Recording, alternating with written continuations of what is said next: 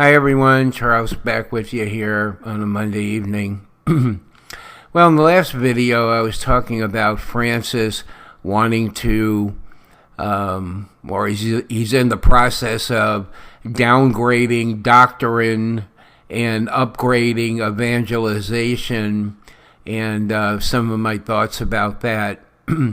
Now, one reason he may be doing this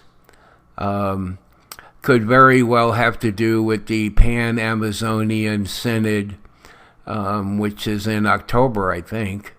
Well, I mean, it's this fall, I know that for sure.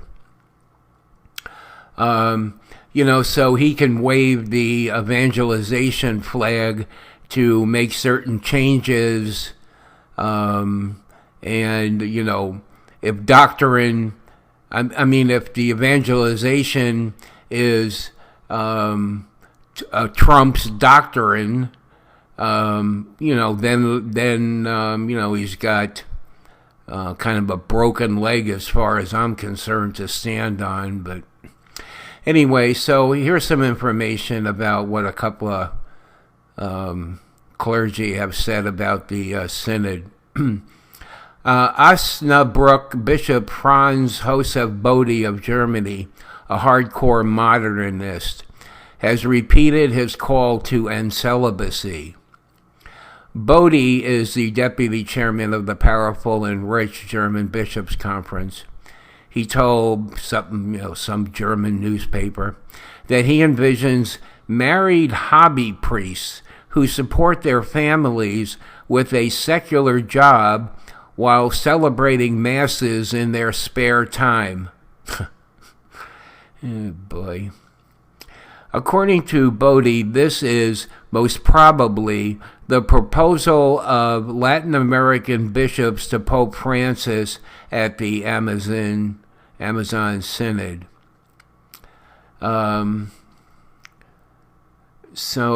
could see, under the whole banner of evangelization, that they need to end celibacy. They need to, we need to have married priests. All right, and then there's this article here. Pope Francis, a Jesuit, named on May 4th, radical Brazilian Cardinal Claudio Humes, 84, a Franciscan, as the Relator General of the October Amazon Synod. Peruvian Bishop David Martinez, a Dominican, and Father Michael Sersny, a Jesuit and a Vatican official, will be special secretaries. In the past months, Humes has suggested several times that the Bishops' Synod should introduce married priesthood. He will be 85 when the Synod starts. This is 10 years beyond the mandatory retirement age for bishops. Huh? Well, so why is this guy still active? He must have got a dispensation or something from Francis. The nomination of religious only indicates that the diocesan clergy is excluded from questions regarding their specific life. I don't know what that has to do with it, but anyway, so it's what we expect. That Francis is putting his people in position, I think this whole idea of making changes under the banner of evangelization, this could very well happen during the Amazon Synod, and who knows, what else he has in mind, to try to kind of jam in some kind of change under the evangelization flag. I'm not really sure what, this department or whatever it's called of evangelization, does. Other than what the name sort of suggests to us. He's got something going on here. Francis, he's finding ways of getting around. To really be honest with you, I really wish that the church would just schism. I mean, I'm really looking forward to the day when that actually happens, and I do believe it will happen. Um, I don't know how it's going to happen.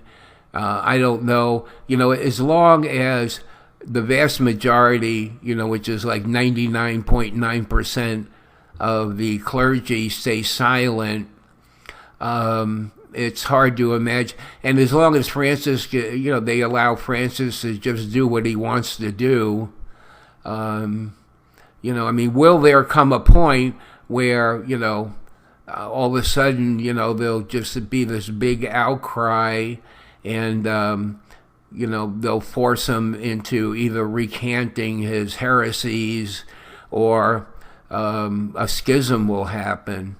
And, I mean, I would rather have him recant his,